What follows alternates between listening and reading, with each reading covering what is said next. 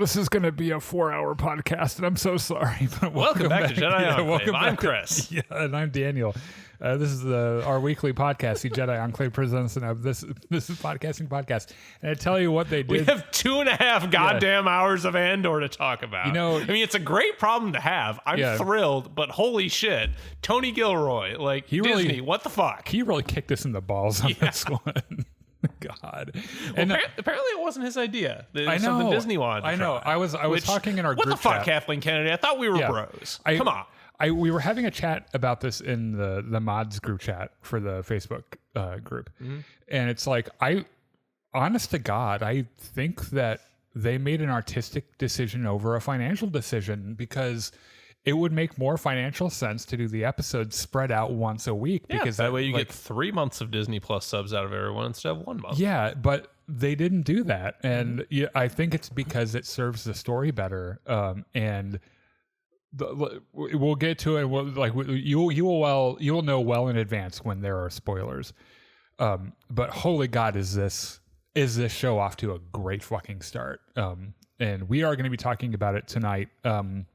We're also going to talk about Star Wars Celebration, all the shit that happened there, as if we didn't have enough shit already. And then The Last of Us is a thing that's happening. A monumentally amazing episode of The Last of Us, season 2, episode 2. So we're going to be talking about that. While you're here, if you can give us a like on Facebook, YouTube, Twitch, Discord. We're on Blue Sky. So all the links to those are in the description of wherever the fuck you're watching this. So let's get into this. Yeah, because I don't know how long. Oh, by the way, we're gonna do like a quick, like in about an hour, we're gonna do a quick like 10-second break so we can reset a couple of things, but then we'll do not be alarmed. Yeah, don't go anywhere. It's fine. So Star Wars Celebration. Let's talk about Star Wars Celebration. Well, first I want to talk about, because you and I didn't talk about this beforehand, but it's far enough away for us to start planning. Mm-hmm. The next Star Wars Celebration will be in 2027. Okay. In Los Angeles. Okay. Which is where I grew up, by the way. Mm-hmm. And I would very, very much like to go. So I'm saying, if you are a follower of the Jedi Enclave, if you enjoy the shit that we do, and you want to meet us up in fucking LA in 2 years or whatever, assuming Los Angeles still exists, assuming any of us are still alive, and it's not like the Kurt Russell movie Escape from LA. Yeah. I mean, honestly, it's in California, so it's probably going to burn to ash before we get there. Yeah. But if it's still around, I would very much like to go, and I'm giving you enough notice now that there's either a plane trip or a road trip in our 2-year future. I will pencil it into my calendar. Yeah. All right. Star Wars The Mandalorian and Grogu got an exclusive trailer, which I hate these, but I hate that they do these. I understand that they want to reward the people. Sure, you want something special there, but yes, but it was in fucking Japan. Yeah, a week later, just put it up on YouTube. Yeah, it'll be fine. Right, and it's like, it was in Japan, motherfuckers. Do you have any idea how expensive it is to travel to fucking Japan? I lived there. Back then, it was expensive to get to Japan. Although it's apparently pretty cheap once you get there, because their currency isn't super diluted. Yeah. Right, yeah. Also, it's just a better place to be in general. And when I had to leave, I cried because I was in love with it. Anyway, they dropped a trailer. Star Wars: The Mandalorian and Grogu featured Din Djarin killing some stormtroopers, taking down some fucking ATSTs. There were little cell phone videos of it.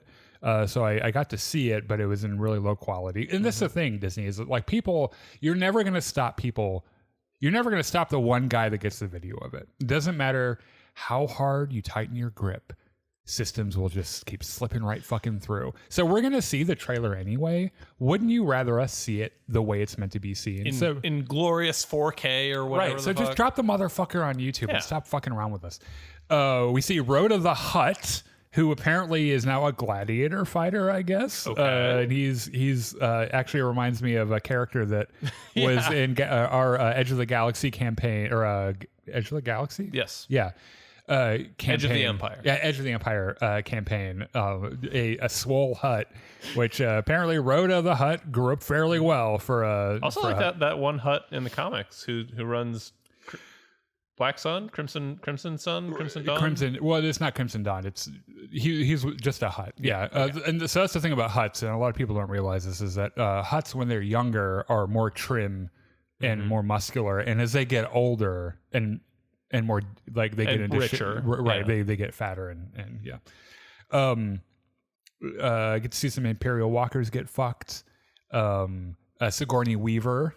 Not only was there for an interview and on the panel and shit, is in the trailer as well, and she plays. I was really hoping that they weren't just recasting Amy Sedaris's character, and that's not it at all. She's an entirely new. Okay. She's like a New Republic former pilot commander kind of character. Okay, cool. And I mean Sigourney Weaver is a world-class fucking actor, particularly in sci-fi.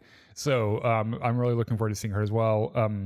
We got a bunch of confirmations that certain things are still happening. Now, until they actually happen, I do not believe them because Star Wars, Lucasfilm is really bad at announcing shit and it never happens. But Kathleen Kennedy got up and was like, okay, the Rey movie, still happening. Okay. James Mangold's Dawn of the Jedi thing, still happening. Okay. Simon Kinberg, the guy that co-wrote Rebels, Star Wars, Rebels or Clone Wars, is getting an entire trilogy apparently. That there's no way that's gonna survive.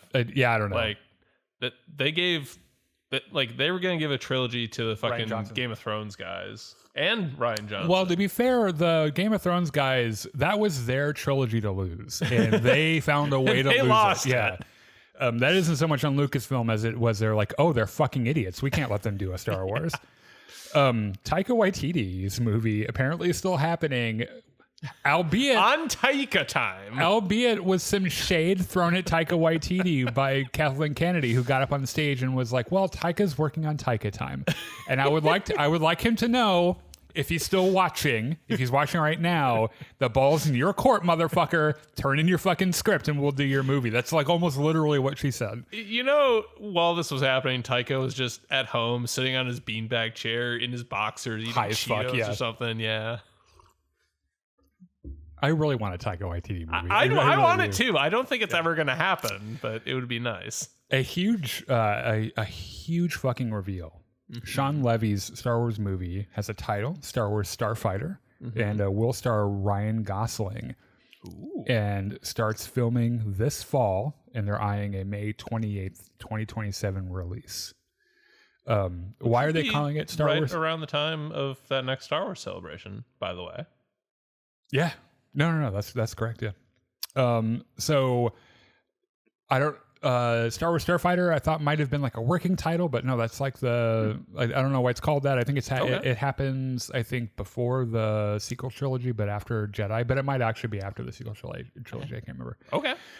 So we don't know a ton about it, but I mean, Ryan Gosling is a good actor, and we'll see what happens with it. A little while ago, you linked me some rumor about someone else who had been cast in there. I forget who it was now. In that movie, you mean? Yeah. I can't remember. Are you sure it wasn't just Ryan Gosling? No, it was someone opposite Ryan Gosling. Okay. Yeah, I don't know. If you remember, put it in the comments. Put it in the comments. Light and Magic, I think right now has a second season on Disney Plus, which is a documentary style. Like, oh, this is Industrial Light and Magic. This is what ILM does. They were in all these movies you like. Aren't they great? They invented everything we know about digital effects today. It's just it's incredible. The legacy of artists in that company is incredible. And the way George Lucas embezzled a bunch of money out of Fox to found it, like half the budget of the original Star Wars. He's like, we're starting ILM, and it's going to belong to me somehow. I have no idea how he got away with that. The funniest moment from this, by the way, is, and I can't remember the guy's name in it, and it makes me upset, but he was like one of the head animators for episode 2, read the script and saw that Yoda was going to fight. Mm-hmm. But all that George Lucas has written in the script was Yoda fights, and it's the most epic thing anyone has ever seen. And this guy is like, how are we going to do that? Because George Lucas is like, you can't do puppets. And he's like, what else is What there? the fuck does that mean? And apparently, I didn't realize this, but Ahmed Best was more involved in the effects in general in the movies because he was Jar Jar and spent a lot of time with the effects guys and stuff. And he saw this animator just walking around the parking lot in a daze because he didn't know what he was going to do. And so he told him about it. And then Ahmed Best took him into his trailer and showed him a bunch of anime movies. And they blocked out how the fight was going to go and pumped him up and was like, dude, you can do this. Oh, like, shit. Yeah. And Ahmed Best Good apparently, guy, Ahmed it's one Best. of the reasons the Yoda fight in episode 2 was so fucking cool. So there you go. Good for you, Ahmed Best. One of my favorite moments in Star Wars Celebration, Manny Jacinto. Oh, yeah. Did, I like that guy. Yeah, did a little interview, by the way, hottest man alive. And guess what the crowd was chanting the entire time? Season 2? Season 2. Would be nice. Just going to leave that there. Star Wars Maul Shadow Lord is happening in between the Clone Wars and Rebels, and it looks like we might be getting a Darth Talon character as well. So if you know about Darth Talon, it's a whole thing. We'll probably talk about it at some point. Yeah. So that'll be an animated series that looks cool as fuck, and I'm always ready for more. Is it still in that Clone Wars 3D animation style? I think so. Yes. Okay. Yeah. Okay. We learned a bunch of shit about Ahsoka season 2. First of all, that the entire season is a grand war with Grand Admiral Thrawn versus Admiral Akbar. Okay. On one side, on the Skywalker galaxy side, and then where fucking Ahsoka and everyone else are, they're bringing back Hayden Christensen as Anakin Skywalker. Rory McCann is now confirmed as the recast for Baylan Skoll. They showed a picture of him in the costume. He looks good. I did express some trepidation about this casting because I love Rory McCann. He plays one of my favorite characters in Game of Thrones. But I couldn't see the connective tissue between him and Baylan Skoll, and I still kind of can't. That being said, if he channels the character and he does a good job, it doesn't fucking matter. Yeah. So I'm excited to see what he does with it, and I'm sure he'll be good. I mean, he's such a good actor. He was the Hound? The Hound, yes. Yeah. Sandor Clegane, yeah. I believe. And he's good. He's so fucking good.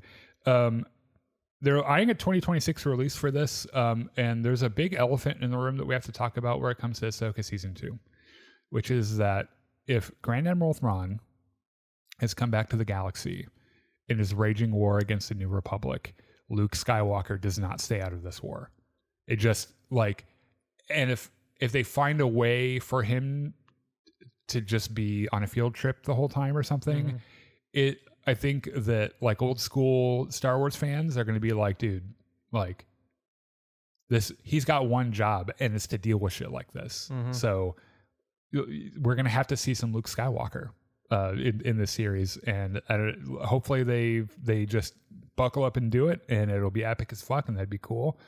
But what they can't do is just be like, oh, he went grocery shopping actually, and he's not around. So yeah. Or they do the thing. He went to escort Poochie back to his home planet. Right. Or they do the thing in the one Spider-Man, the one where they go to France or whatever, or Rome, where Spider-Man's like, get Captain Marvel, and he's like, she's off planet.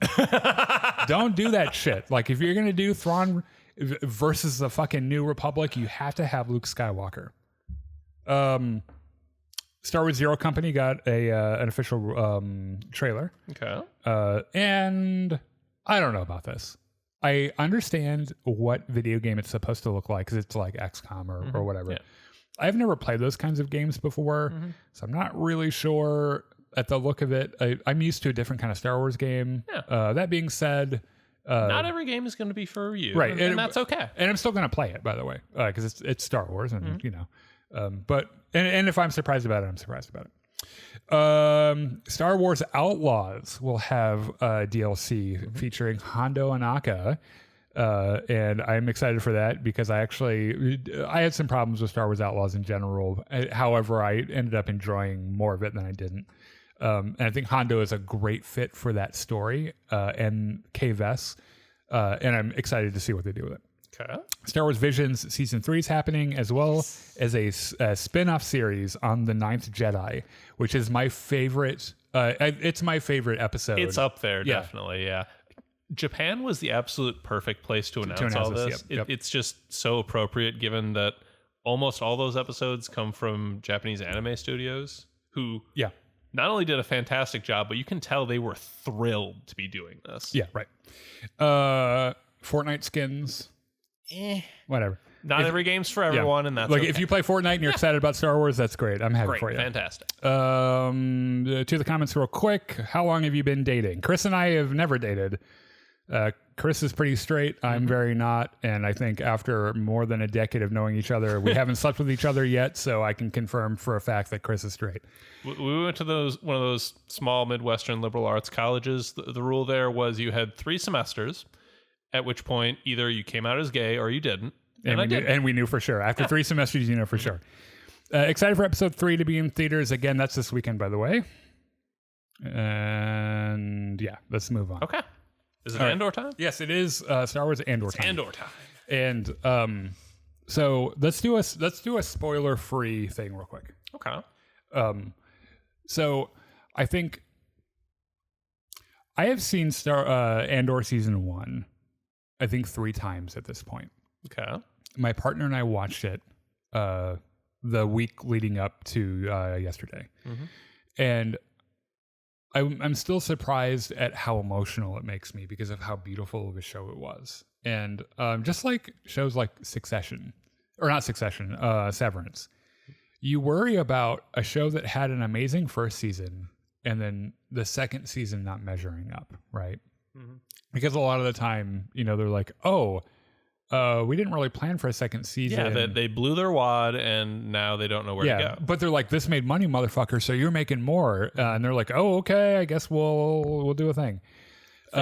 That I don't think that was ever going to be a problem with this show in particular because they kind of planned it out. Yeah, and they knew how much space was in between. They knew from the beginning they were going to have 2 seasons. One of them was going to be very compressed. The other one was going to have these like 1 year separated story arcs. Right. And they had this whole plan, and so far it's been fantastic. Yeah, I think the natural anxiety is, the second season isn't going to be as good as the first season. And granted, I haven't seen the entire show. We have seen the 3-episode.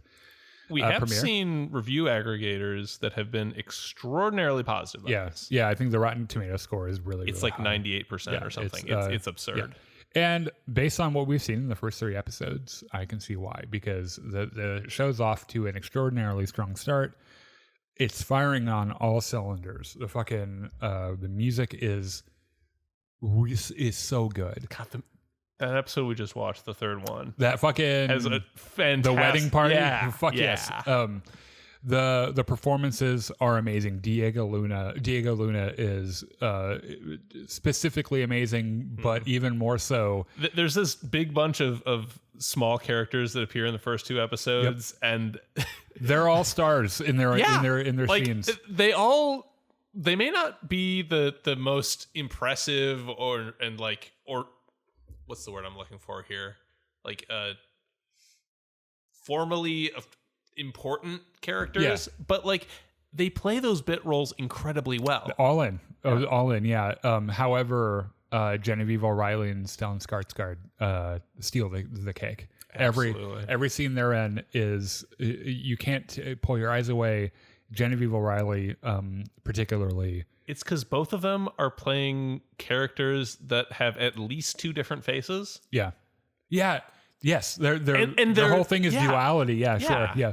And they both have. And like you see the anxiety and the conflict between what they want on the inside and what they're juggling, allowed spinning to display plates. on the outside. And they're trying to contain things that can barely be contained. And this is the thing is that they risk so much because if they're caught doing what they're doing, they will die. Yep. And however, the beautiful thing about their characters is that they're willing to get caught. They're willing to take the risk, right? And I said this before, particularly after we watched the big trailer that dropped for season 2, that this show and the themes in this show feel different now than when the first season came out because of our current political landscape. And nothing like this is, I feel like this story now is hitting a part of my blood that runs hot, and it makes you want to be a fucking rebel. And I think that they kind of understood that I mean, the themes of they rebellion. understood that it was at least a possibility while they were making this, because it was in production 2 years ago or something. And even if the election didn't go the way that it did, there are still systemic problems in society that they tackle in these episodes in a really beautiful way. And it's pretty crazy. It just watching Andor nowadays, it's like, no, I fucking get it, man. Like, I totally understand what's going on here. So that's our spoiler-free review. If you've not seen them and you don't want it spoiled, here's your warning. Come back later. Give us a pause. We're live right now, but come back and let us know what you thought. Seriously, go watch these episodes. Yeah. It's really fucking good. Yeah, and then put your thoughts in the comments as well. Especially if we miss anything important, which I doubt that we will. However, let's get into it. Yes. So episode 1, the first thing we learn is that this has happened 1 year after the events of Andor season 1, which is in the timeline for BBY, which is 4 years before the Battle of Yavin. And this episode opens on this great TIE fighter heist at Sinar, which is a really big Legends deep cut. If if you've had any of the old visual dictionaries, or I used to have a Star Wars book that was like all the technology and weapons from Star Wars. Sinar Fleet Systems is the name of the company. Yeah, they make ships and weapons. They make TIE fighters. Like every single TIE fighter you saw in the original trilogy was Sinar Fleet Systems in universe.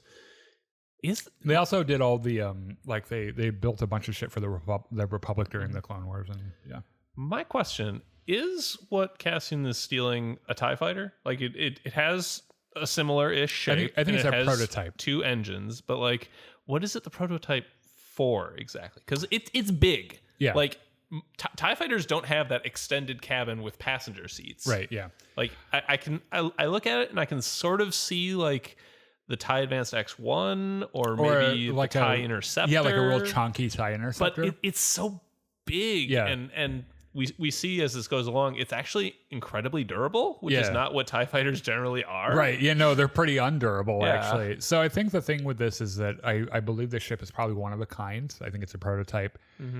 And as we know from like Thrawn's TIE project that he was working on, that the Empire doesn't really care about tough TIE fighters because they're expensive to produce. You have to train the pilots. They have unlimited manpower. It's easy. It's cheaper to just throw a new pilot into a new TIE fighter and send him on his way than put like shield generators or life support in a TIE fighter.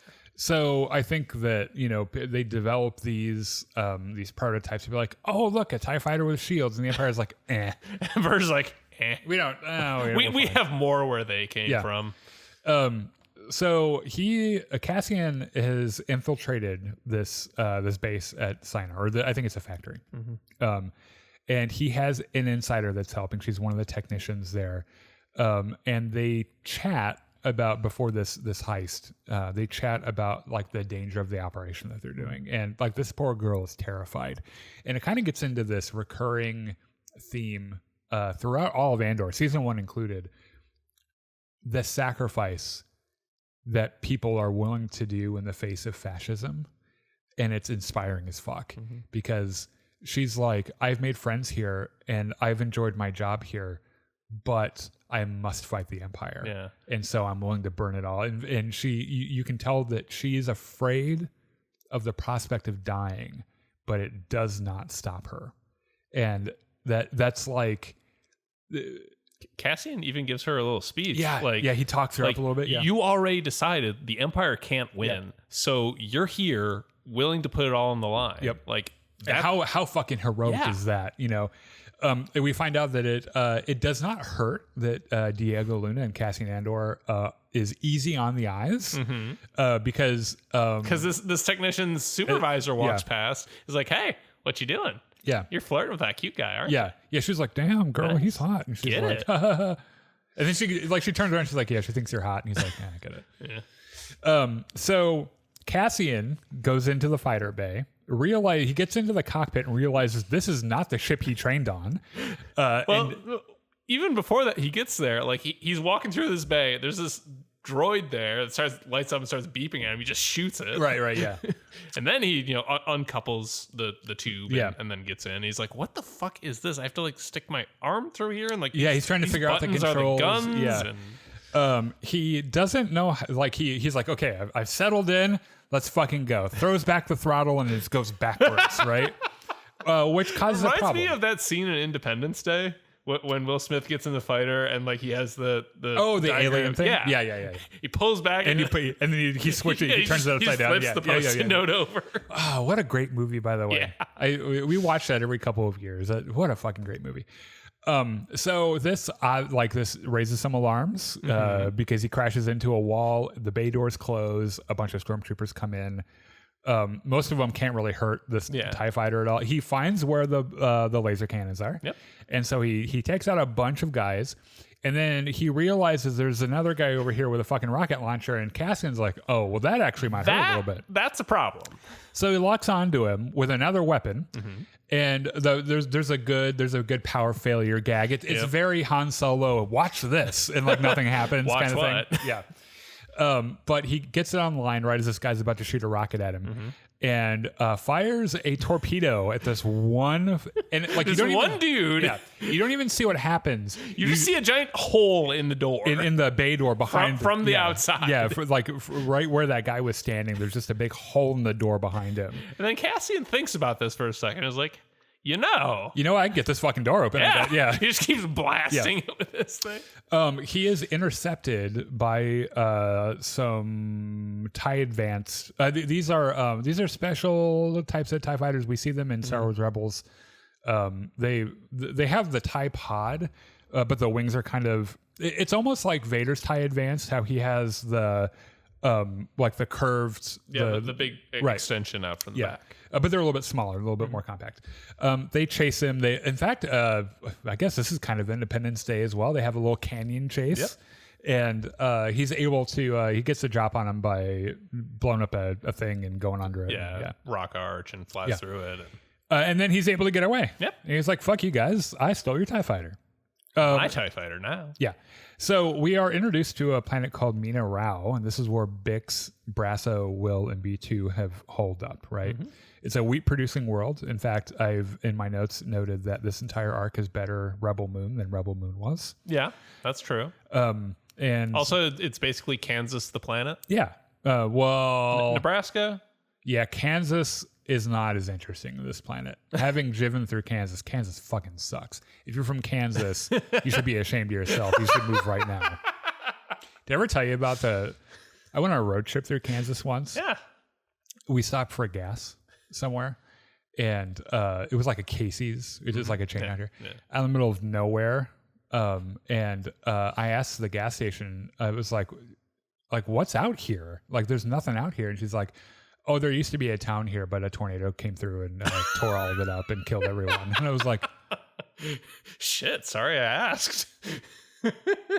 Well, y'all shouldn't live in Kansas, I guess. What are you going to do when you live in the Great Plains?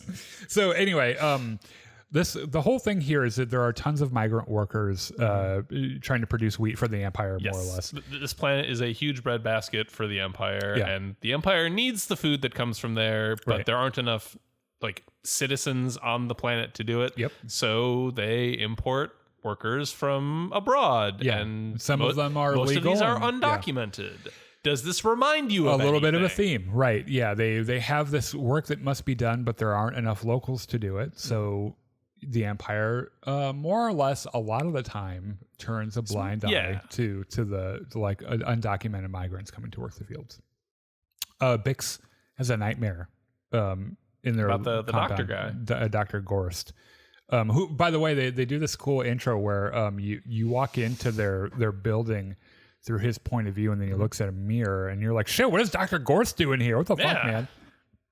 But it turns out to be a nightmare because the torture that he did on Bix has affected her pretty deeply. PTSD is a bitch. Right. It turns out Brasso has a girlfriend. Good for Brasso. Named Talia. And they're all waiting for Cassian to come back, more or less, right? And they're not really sure where he is. He hasn't called in or anything or checked in. I mean, operational security. Right. So on Chandrila, Trad wife Leia Not Leia, Leda. Sorry. Yep. Leia, not a trad wife at all. Oh my God. But trad wife Leda shows off her wedding guest or her wedding dress to all her trad wife friends. All her trad wives. Right. Yeah. The culture that they've built around Shangri-La is absolutely stunning. They've built it from the ground up, and they show it off by this 3-day wedding extravaganza. That's like this multifaceted, multi-event thing that happens over 3 days. And they rarely ever pull the, well, as you know, on Shangri-La, we do blah, blah, blah, blah, blah as part of our wedding ceremony. They do it. They just do it. They just show you what it is. So Mon Mothma is welcoming guests. Everyone's come in for like the 3-day weekend and like everyone's got their sleeping bags and shit. And she's talking to all of her friends. And then you see her look in the distance and this worry go across her face. She's just like, what the fuck is he doing here? And you don't see what she sees, and then she finds Vel, who we know from the first season. Is like, what the fuck's he doing here? She's like, I don't know. And then she walks up and she passes Tay Coleman. She's like, hey, fucking Tay Coleman. And then there's fucking Tay's like, I kind of need to talk to you. We have business. It's not important. It's actually really important, but don't worry about it. But worry about it. Yeah. And then the fucking mobster guy. She's like, hey, fucking. Whatever the fuck your name is. My future brother-in-law, right. I guess. And then she walks up, and the person that she's worried about is the fact that Luthen Rail is there. What the fuck is Luthen doing here? Who has put on his wig. Yep. And he's put on his wig, he's put on his smile. His fancy clothes. Yeah. And she's like, what the fuck are you doing here? And he's like, what the fuck do you think I'm doing here? It's a surprise. Yeah. Also, I can't tell you, like, aside from the work that we do, actually, I'm actually here on business, like art business. It just happens to be a happy accident that I'm also here. Art reasons. Okay, so back at Mina Rao, we learned that Will has a little romance brewing up with a local girl.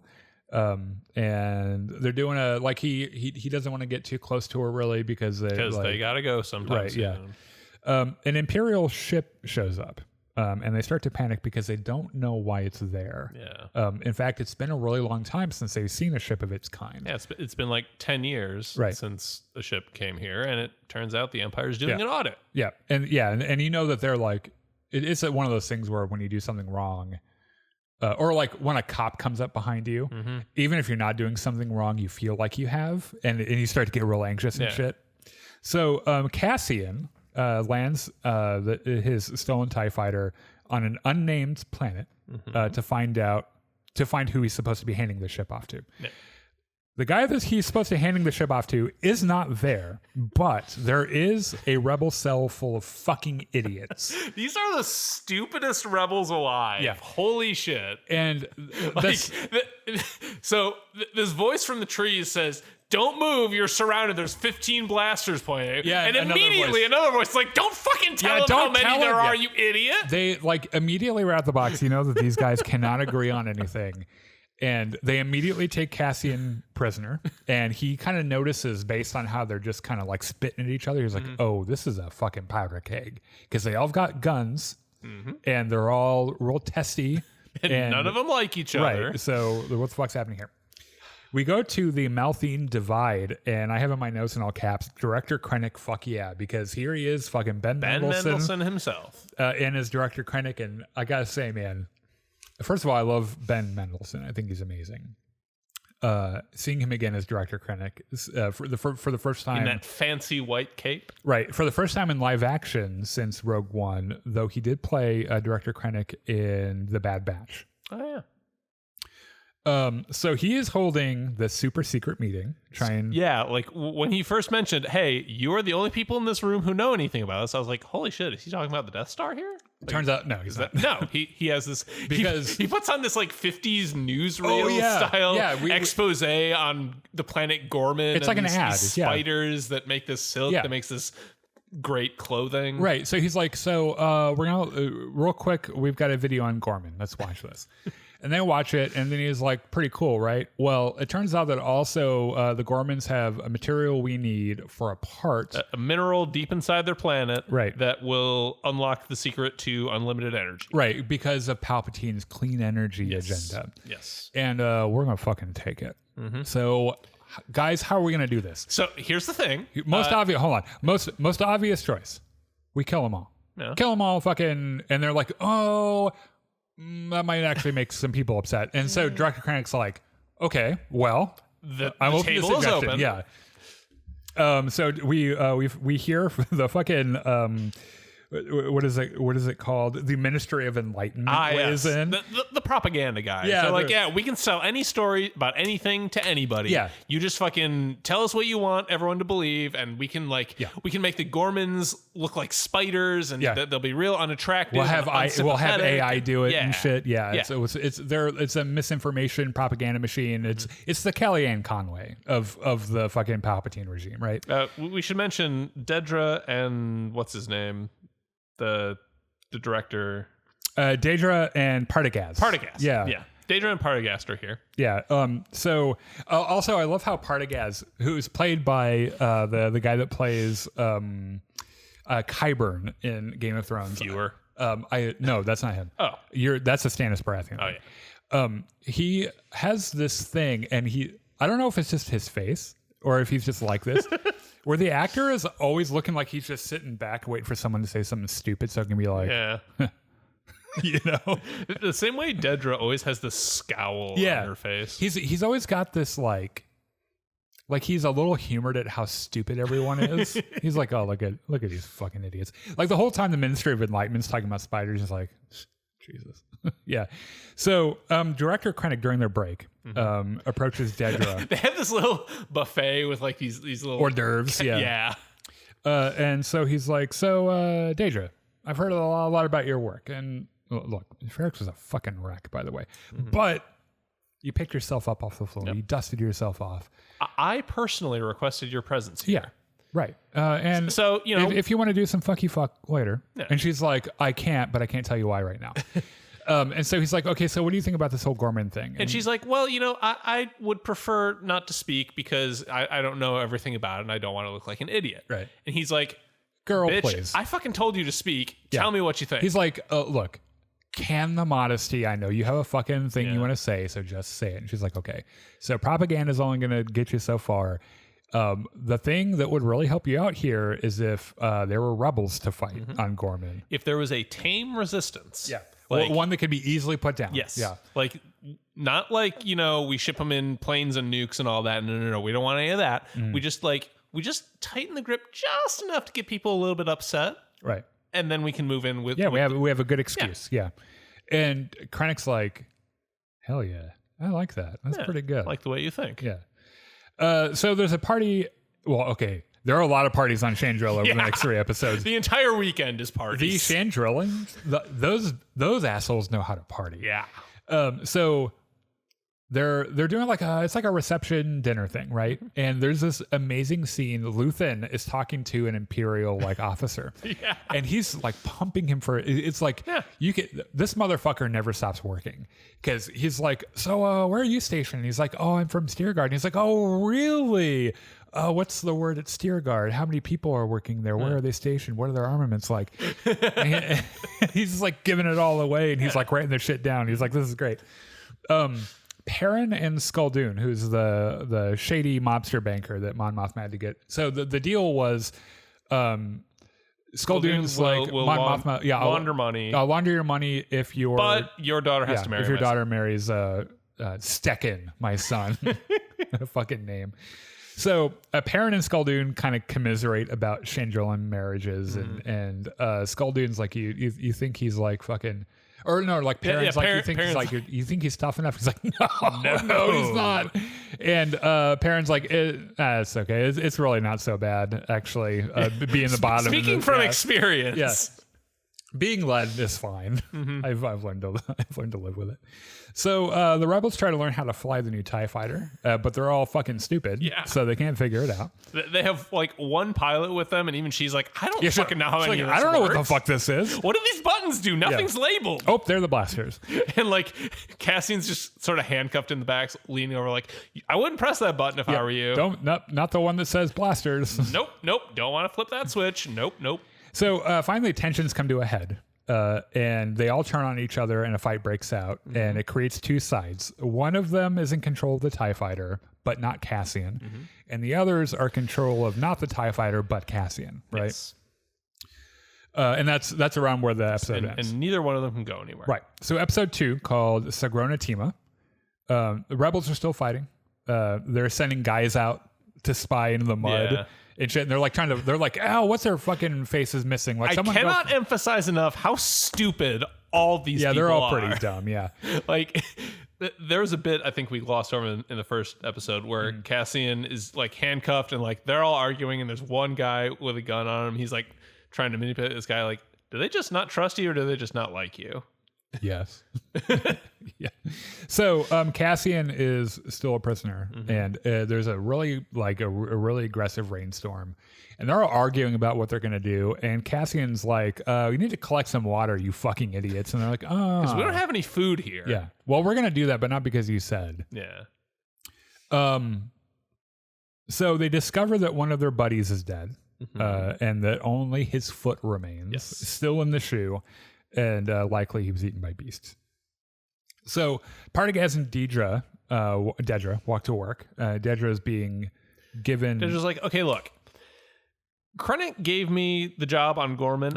I really don't want it. Yeah. Like, I'm so busy digging up dirt on Axis, which we know is Luthen. Yeah, and Partagaz is like, girl, this is a gift. Like, look, you've spent 2 years on Axis and you have nothing to show for it. Yeah, fuck Axis. Like, come on.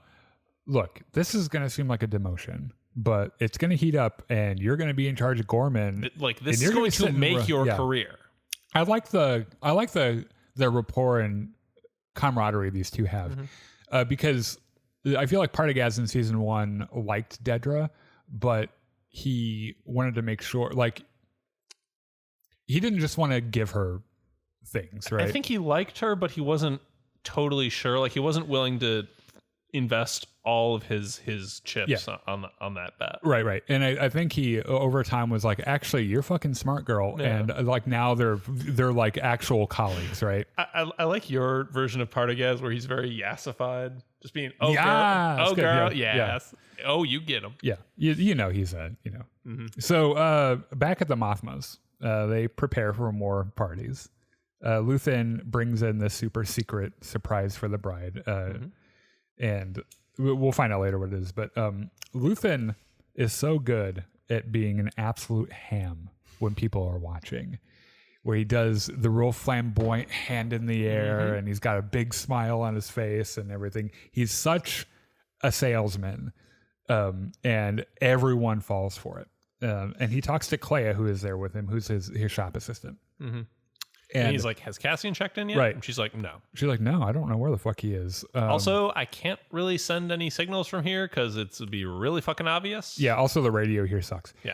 And Luthen is starting to get a little worried, so he sends Clea back to Coruscant for a better radio, pretty much. And because they have a radio at the shop, it's like a real fucking serious radio. And Perrin kind of watches them knowingly from the door. He sees them talking, and he's like, what the fuck's going on? Or this is his drink. Yeah, he's like, what the fuck are they doing over there? Yeah.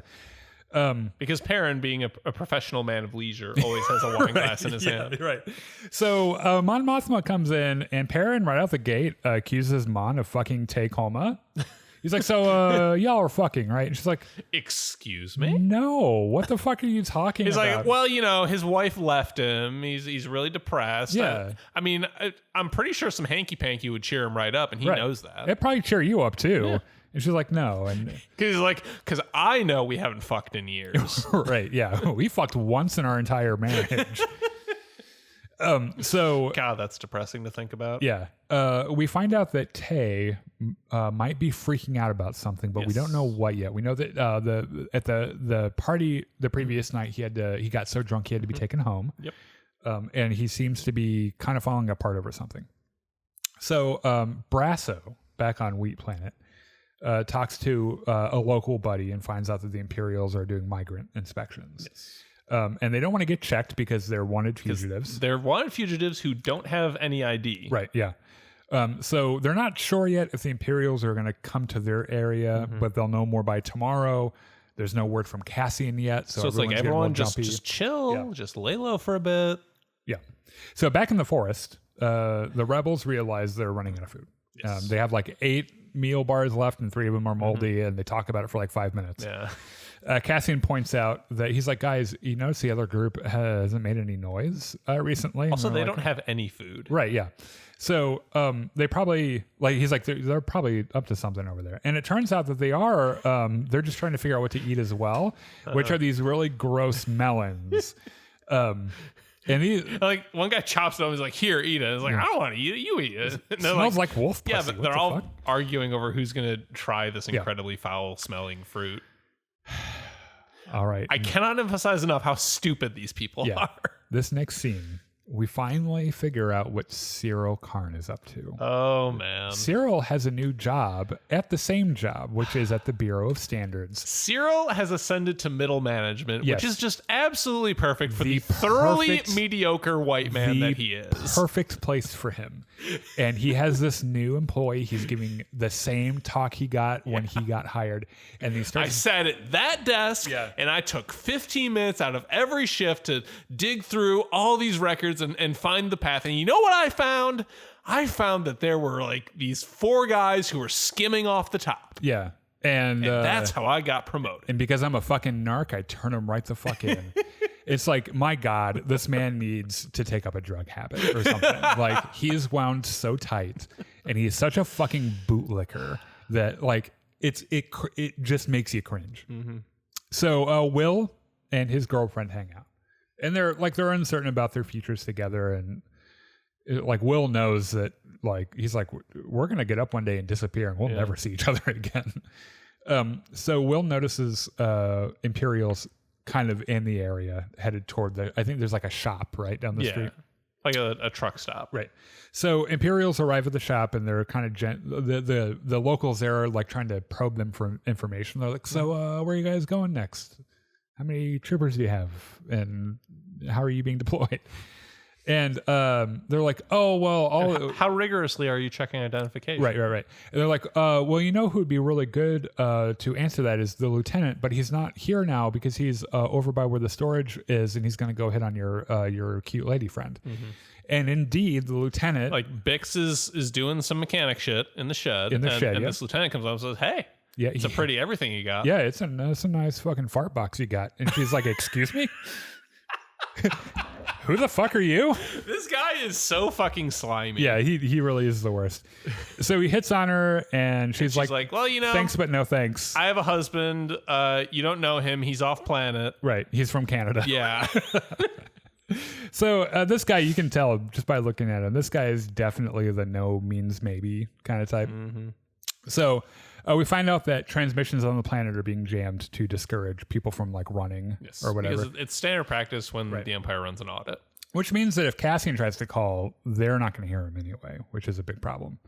So on Chandrilla, they do a wedding hike, just another event in this 3-day long thing. They just march up a fucking hill. They've got their walking sticks and shit. Yeah, they got their funny little hats. And at the top, there's going to be this old woman and this children's choir or something, and they're going to have this big ceremony. They're going to get blessed. By the way, Perrin, this is the most excitement he's had since he went on a gambling binge like a couple of years ago, right? He's loving all of it because he's like, you can tell he got up that morning and put on that goofy little hat, and he's like, fuck yeah. Yeah. I'm going to go on a fucking hike with this thing. So, Vel isn't happy Leda wants to be a trad wife. Mm-hmm. And Mon's like, girl, I'm not happy about it either.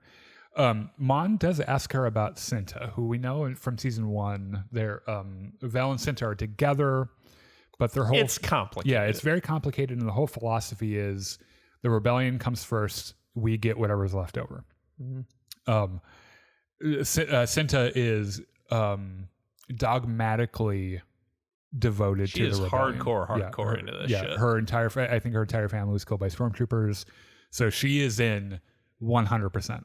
So she's like, so what about Cinta? And Vel's like, I mean, Luthen knows where she is, but he won't tell me. And if she wanted to see me, like, she knows how to fucking find me. And you know how it is. The work is more important than the relationship and shit. And Mon is sitting there like, my God, what is this life we've just come into? Do any of us get happy endings? Right, yeah.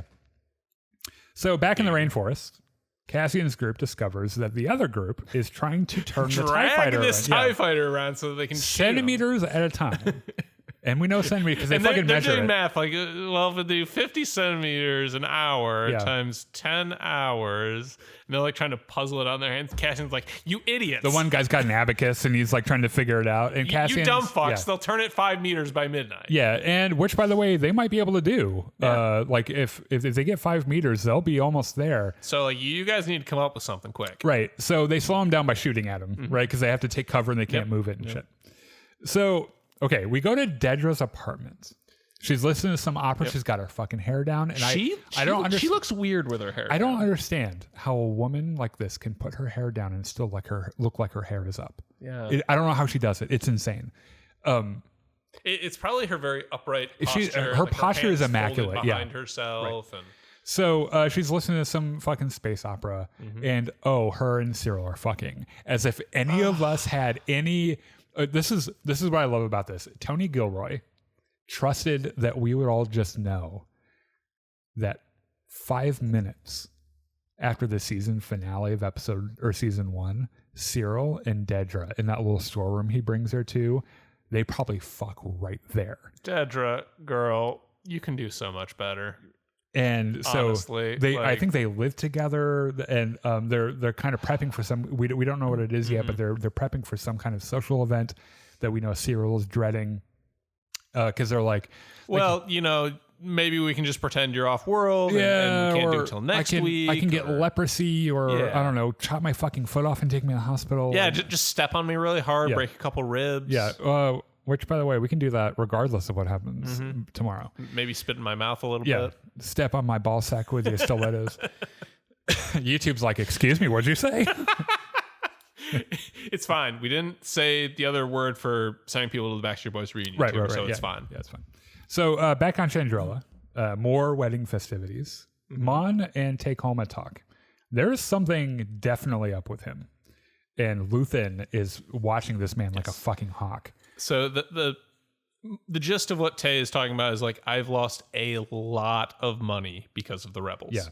Yeah, they have wiped out tons of my investments. Yes, and you know what? I did all this great stuff for you. Like your money is laundered; it's clean as fuck. No one's ever gonna find out what you did. But my money is rapidly disappearing. Yeah, and I think about that, and I think, what was it all for? Yeah, and then I start to think, well, more money is better than not enough money. And then I start thinking to myself, who do I know that has a lot of money? And I'm feeling a little undervalued. It's that Lothar. Yeah, I'm right. Skolden or whatever the fuck his name is. Yeah. And I just want to let you know I'm feeling a little undervalued, Mon Mothma. And she's like, well, first of all, duly noted. Yeah, I wish you had told me sooner. I mean, we go way back. I'm always here for you. Right. And I'd be down to fuck. Yeah. Yeah. But tell you what, before we make any rash moves, can you come see me on Coruscant next week? Next week, and we can sort this all out, and we'll get you a nice arrangement. Yeah, we'll figure it out. And listen to me, and I mean this. Do not talk to fucking Skull Dune.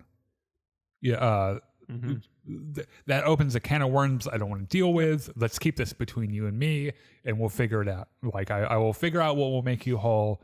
And then we'll make it happen. Let's keep this in the family, but not the literal family, because that now includes Skull Dune. Right. Yeah, actually, ignore that part of my family. Because we are too. So it's becoming clear that Tay-Koma is becoming a little bit of a liability. And right after that conversation, Luthen pulls Mon Mothma in the corner. He's like, what the fuck is wrong with What did he say? What did he say? She's like, fuck, Luthen. It's fine. Calm down. He's got his blaster behind his back. He's like, you want me to fucking shoot him? I'll shoot him right now. Like, no, God, chill out, man. Look, he just needs a little money. He's like pulled his wig off. He's like, I'm ready. He just needs some money. We're gonna meet on Coruscant next week. We'll figure out a number. It'll be fine. Yeah. Luthen's like, I don't believe you, but okay. So back on Rebel Moon, they discuss avoiding the Imperials. So they're like, okay, so what happens if they come here, but we circle back to another district? And they're like, okay, so they're catching everyone who's trying to run. Yeah. So you're going to get caught if you try to do that. And it's by the way, it's very clear that the locals here hate the Empire, and they have no trouble lying to them about it, really any of the workers there that aren't supposed to be there. So they're like, hey, we need more information, but don't worry about it. We'll figure out a way to lie or do whatever. Clea returns to the art shop on Coruscant and pulls out her fucking hammer. By the way, this is a great sequence of her like there's no dialogue at all. She just like goes through this complicated sequence of entering the shop and all the lights come on and like she does the unlocking thing of the radio in the back and it's does a couple plugs. Yeah. It's fantastic set design and props. And did you notice the two massive Easter eggs in this scene? Probably not. On display is Plo Koon's mask. Ooh. This is not a Keldorian mask. This is specifically Plo Koon. Yes, I checked. I found a picture of Plo Koon. I did a side by side. I did a zoom and enhance. They are the same mask, which means that Dave Filoni's got to be real broken up about that. Yeah, which means, by the way, because that motherfucker got blown up in a starship, they went and found his burnt husk of a body and pried his mask off. Right. The other thing is Padme's headdress from episode 2, from a scene from Star Wars episode 2. Ooh. Yeah. So back on Chandrila, Luthen has cornered Mothma about Tay. I think this is what we were talking about a little bit earlier. Yeah. Luthen's clearly starting to freak out. Like they know they're going to have to pay him to be quiet, which means that they'll never truly be secure, right? And Luthen says, we can't leave this be. You must know that. And Mon Mothma, you can tell this is a part of Mon Mothma's development in her life where she doesn't yet have the stomach to do the real shitty stuff, right, in the rebellion. And she's still operating from principles. Yeah, we'll fix it from within. Necessity. Right. And you know that she's going to have to develop into something more gray. And she doesn't realize it yet. And I think it's one of the beauties of how this unfolds is that you realize it with her when it happens. And it is really kind of beautiful. You sort of see the teeter-totter going back and forth. Yeah. And you know someday it's going to tip over, but you just don't know what that point is going to be. So Perrin gives his rehearsal dinner speech. And you know what? He's charming and he's kind of fun. And he doesn't embarrass his daughter, which I'm sure she's really thankful for.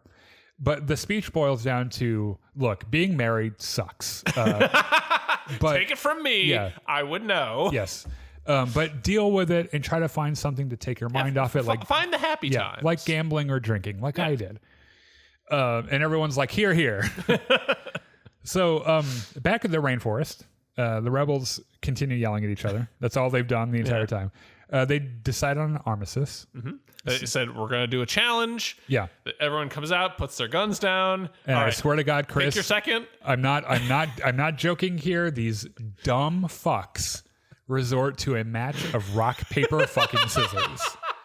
But like the Star Wars version. I broke out cackling when I realized what was happening. And you can tell, like, Cassian's like watching from his, he's like, are they doing? Oh, they're. You are the dumbest idiots in the galaxy. Yeah. So while this happens, beasts attack. Like this monster just comes fucking running out of the thing. So Cassian is sneaking around because like the one guy they left to guard him is watching the rock paper scissors. So he just kind of sneaks around and like finds this blaster hidden in part of the ship. Yeah. He's like, hey, fucking get over here, get my cuffs off. I'm gonna tie you up. And then he just starts sneaking around. And then the beasts come in, and he has his chance to break out right in front of the ship. Cassian's able to get away. He's able to board the TIE fighter. He shoots a guy right in the fucking shoulder, right? Based on the trailers and what we've seen so far, there is an awful lot of Cassian just walking into place and just shooting people immediately. Yeah. I mean, our very first introduction to that character is him killing a couple of corporate security guards. Yeah. One of them in cold blood, right? No witnesses. Yeah. So final reveal. As Cassian is pulling away in the TIE fighter, is that the entire time they were on Yavin 4, which is a really neat reveal. Yeah. He pulls away, you see the Massassi temples, and you see the giant gas giant that is the Yavin gas giant. So I have a feeling that the rebels are like, okay, where do we put a base? And Cassian's like, well, I ran into these idiots. I know this place. Yeah, there's Yavin 4, and like aside from the idiots that were there, it's actually kind of nice. So, thus it brings us to episode 3 called The Harvest. So Cassian tries to fly this TIE fighter. He's really bad at it. He hasn't figured it out yet. On the Rebel moon, By the way, if you're just joining in, this is a Zack Snyder joke. I'm very sorry if you don't get it, but it's better that you don't get it, honestly. Right, yeah. In fact, I wish I could go back to a time where I wouldn't have gotten it either. So they find out that the Imperials are inspecting like their area next, and they're like, okay, so we can get this fake work order for the district 5 blocks that way, and we can sneak around and because we'll be doing legitimate work, right? Well, they get a fake emergency order. So the emergency order looks real, but it's fake. Yeah, like their friend had to fudge the date on it. Right. The thing is, like, they need to leave tonight, right? They need to pack up and leave. So Mon Mothma talks to Leia right before the wedding, and she's like, "Look, look, girl. When I was in your spot, my mom was drunk off her motherfucking ass. I'm going to tell you the one thing that I wish that my mother told me. You don't have to do this. You don't have to get trapped into a loveless marriage. You don't have to tether yourself to a man that will end up being a gambling drunk. You do not have to end up like me." And there's a scene we skated over in the first episode where Leia like runs off crying from the party, and Mon Mothma gothma goes to her, and Stekken's kind of an idiot. Yeah, she's like, "Girl, what's wrong?" And Leia's like, "He wouldn't even hold my fucking hand." Yeah, like, and Mon Mothma gives her this. You wanted to be a trad wife. Sorry. Which that made me think there is something going on with Stekken, because like, what teenage boy would not be all up in the opportunity to like, holy shit, you mean there's this woman that I can have sex with whenever I want? Me, a 16-year-old boy? What can I possibly not want that for? Right. Yeah. Like, all I'm saying is this kid either has serious issues, which he should probably get therapy for, or he's gay. Yeah. In which case, go marry a nice boy. Yeah. But anyway, she's like, you don't have to get married. Being married sucks. And then Leia like looks like she's thinking about this, like she's taking it in, right? And she's like, I wish you were drunk. Yeah, I wish you were drunk. And this really kind of, you can tell it cuts Mon Mothma kind of deep.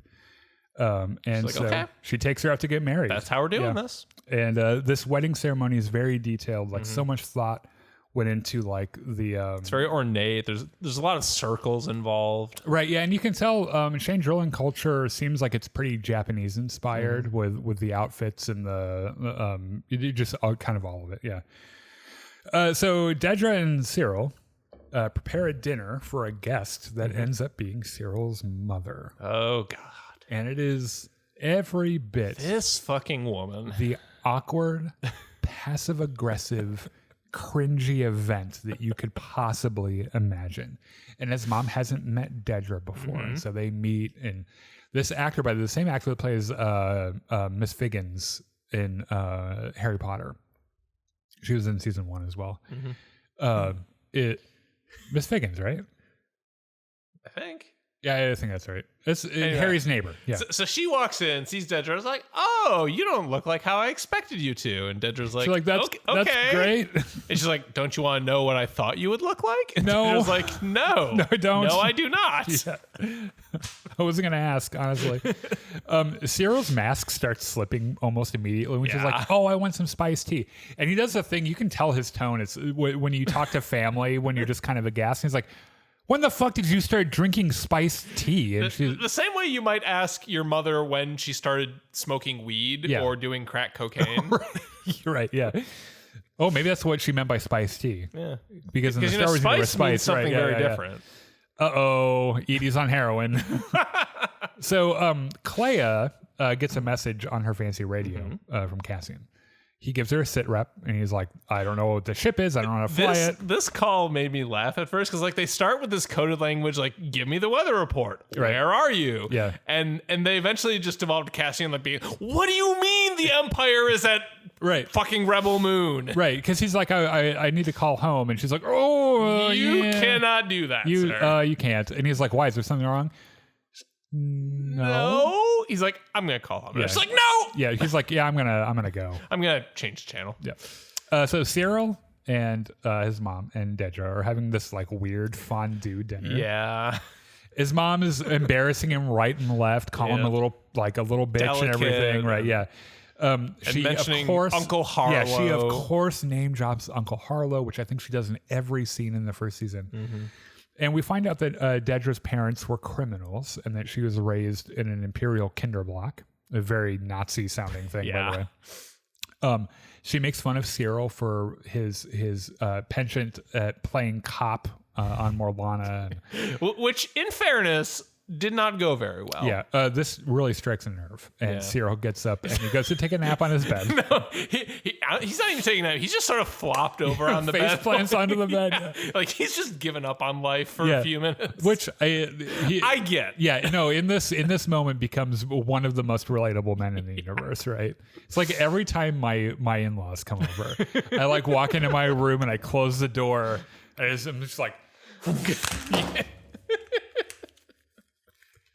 Usually I don't have headphones on though, so that doesn't happen. But I get it. Like, so while Cyril's out of the room, Dedra's like, "Okay, bitch, this is how it's gonna be." Oh, this is great. Number one, don't fucking mention Uncle Harlow because he's a fucking criminal. Yeah, she's like, "Oh, I looked into Uncle Harlow, motherfucker, and that's not a story you should be telling people.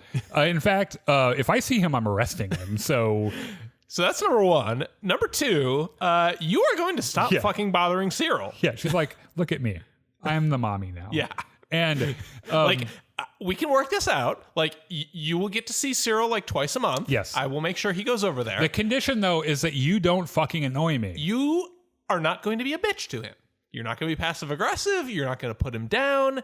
You're just going to be a good mother. Just don't be an asshole. Just don't be terrible. Yeah, don't be an asshole. Just don't be terrible, and I won't have to sick the entire ISB on you. Right, yeah.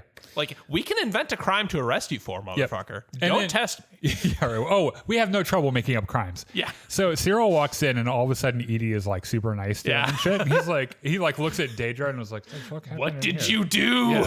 Yeah. He sits down real cautiously and is like, "Is everything okay?" After the wedding, Leda is presented with her super secret gift, which is a rare statue from 25,000 years ago when the Rakatan invaders sacked Shangri-La. Deep cut. A real deep cut, especially if you're into the Star Wars Knights of the Old Republic, right? So on Rebel Moon, Planet Wheat, the group starts packing because they're going to start moving out at sundown. Still no word from Cassian. It's starting to freak everyone out. So at the party, Luthen has his eyes on Tay the entire time, right? Mm-hmm. And Tay talks to Mon Mothma again, and he starts pressing harder about how unhappy he is. Mm-hmm. And he's like, I think I'm going to go talk to Skull Dune, and this is not good for Mon Mothma or Luthen. And Mon Mothma's starting to realize a little bit where this is going. Yep. Leda and Stekken, which by the way, what an unfortunate name. Yeah. Stekken. They have their first dance. Yep. And it's very traditional. And like they do a little prance. You can tell she practiced this at Tradwife Camp. Yep. So they bring in the DJ droid and it turns into a proper party. I cannot wait until the soundtrack for the season comes out just so I can get this song. Some of it's it's all really good. Yeah. So Mon Mothma talks to Luthen and starts to realize she's like, okay, look, it's not a problem. Like I'm talking to him next week. We'll get a number. It's gonna be fine. He's like, you are so naive, baby girl. Luthen's I have already got this dealt with. Yeah. You don't even need to worry your pretty little head about it. Yeah, Luthen's like, things will be done. Yes. And she's like, I have no idea what you're talking about. And he says, how lucky for you. That's good. Yeah. And so Mon goes and finds the bartender and is like, shots, I'm doing shots. Yeah. Throws back like 3 or 4 shots and starts dancing. And she starts dancing. And the way they shoot the last part of this episode is so brilliant because we switch back and forth between what's happening on Planet Wheat and at the party. And even at one point, like Mon Mothma just progressively gets more and more into the dance, I think trying to block everything out because she knows what's about to happen. And it's a crime against her morality. Yeah. And even Perrin looks at her and is like, what the fuck is wrong with this girl? She does not drink and dance that much. Yeah. Like that's what I usually do. Yeah. So yeah, and go lose at blackjack a whole bunch. Yeah. So back on Planet Wheat, they realize they can't wait until sundown. They got to go right now. The Imperials are coming now, but Will is off talking to his girlfriend. He's off making out with his girlfriend. He's not ready to go, so Brasso gets on the speeder to go get him and starts racing toward him. Will realizes the Imperials are coming, but can't get to his bike in time. Mm-hmm. So he just fucking takes off running through the wheat. Right.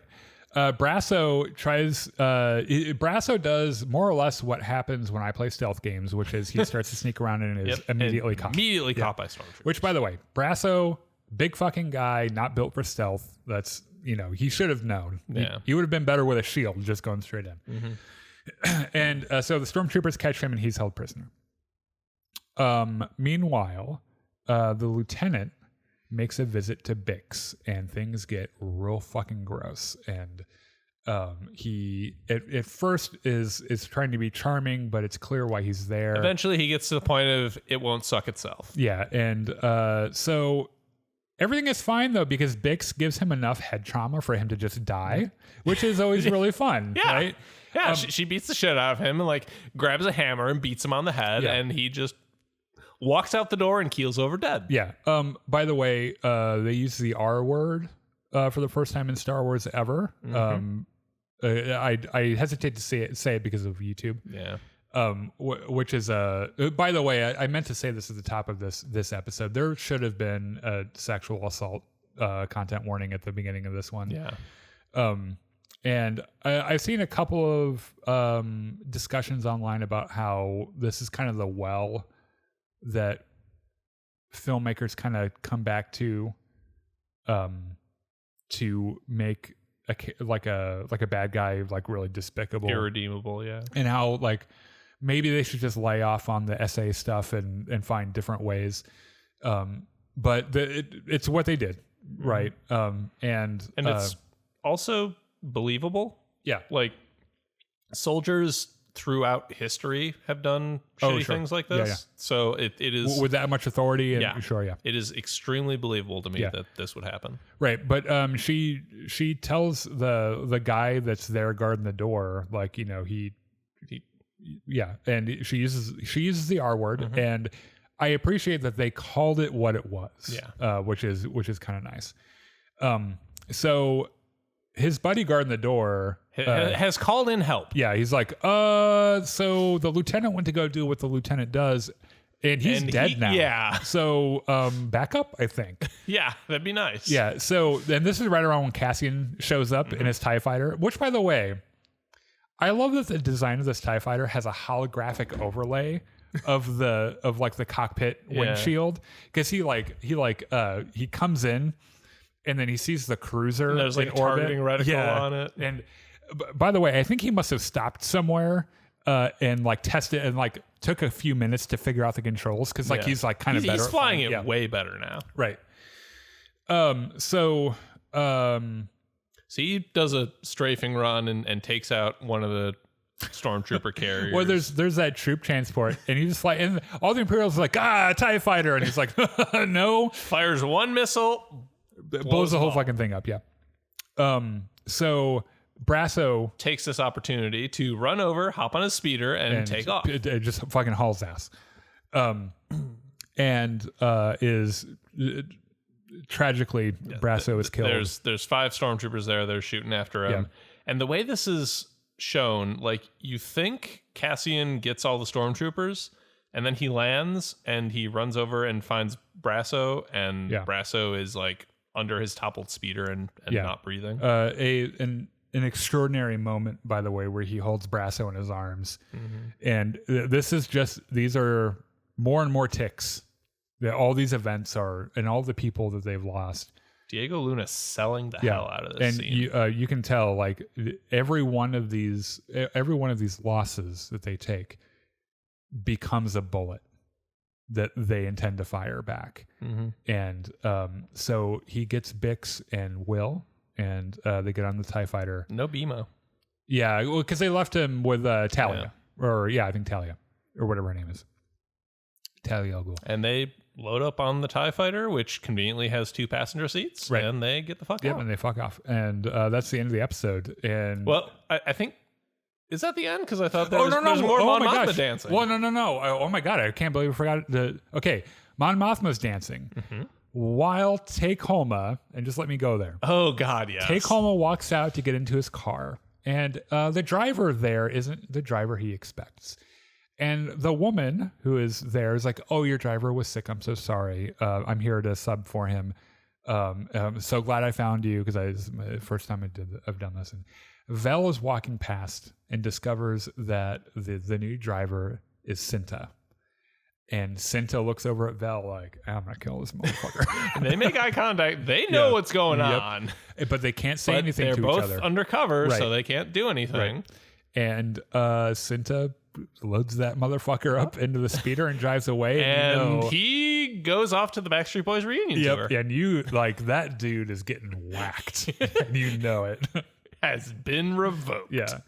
So the end of the episode. Next week will be another 3-episode drop. We have seen a lot of the trailer footage. Like I would say at least 70%. I think. So what else have we? Because we haven't seen Saw Gerrera yet. Right. Saw Gerrera had that cool scene. Yeah. We haven't seen Cassian's "You want to fight or you want to win" scene yet. Okay. Yeah.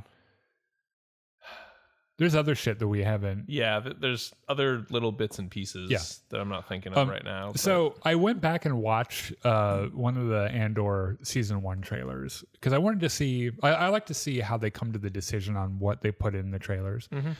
And they, you know how season 1 is kind of like cordoned off into 3 little acts, and in that trailer they put a little something from all of them in it. Like there's a little bit of the footage of the prison break in there, and like a little bit of Saw Gerrera and all that other shit. So, Brasso, fucking Godspeed, buddy. What a great character.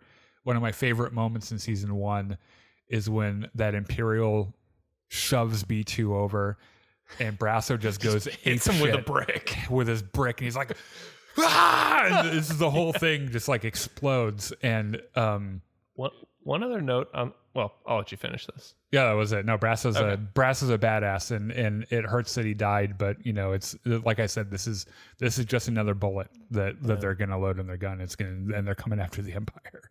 One maybe inconsequential thought I had about the trailer is that like when they showed the dancing scenes from the wedding in the trailer, it was a little bit deceptive because it looked almost like this coordinated folk dance or whatever. Yeah, but no, it's a fucking rave. Oh no, they are getting down. drunk. Yeah. They are fucking partying. Yes, it's like every wedding reception you've ever been to, basically. Right. Which I have hated all of them, by the way. I hate events like that. Well, you're a hermit. Yeah, I couldn't even finish watching Rebel Moon. Such pish. My eyes have yet to stop bleeding. I know I made Chris watch it, and I felt really bad about it. I still have not forgiven you. We watched the sequel even, I think. Which only got made because it was already done by the time the first one released. Daedra kicking Mother from hell into touch was all sorts of perfect. The whole scene was even more lush than the food looked. Some people leave their work at work and are able to come home and just turn that off. Daedra is not one of those people. Nope. Like she is ISB to the core. Yep. And she's like running background checks on all the women from Cyril's past. Like all of his coworkers she has investigated. Yeah. So, okay. Is it Last of Us time? It is, and I'm really excited about this one because this is really good as well. This is one of the reasons this is going to be tough for a few weeks because we have The Last of Us is running, which is also in its own right an amazing story for nerdy guys like us who like stories like this, and I'm so happy to talk about this because I'm a huge fan of the game and everything. We're probably not going to do a spoiler free for this. So if you've not seen The Last of Us season 2 episode 2, go watch it. Yeah, go watch it and come back. Fantastic. Yeah, it is really, really good. And also apparently diverges from the game quite considerably. Not too much. Not a ton. Are you sure? Yes, because if we're in spoilers now, I was told that the whole undead or zombies attacking Jackson doesn't even happen in the game. No, it doesn't. But there is an event like that. Like there is like a little attack. Okay. And the way that So the group composition is different in the game. I don't see the zombie attack on Jackson. I don't see as a huge divergence from the game because it's something that very easily could happen. Yeah. And there's stuff like it's also just kind of an excuse to throw a Game of Thrones like battle scene in there. No, this was the Hard Home episode for The Last of Us, and like. It kind of balances because in the first game there is a zombie attack on Jackson that they have to defend against. So it kind of balances out that it's kind of happening here. To get into the Last of Us kind of mood, the season premiere was the previous week. We get back into touch with Joel and Ellie.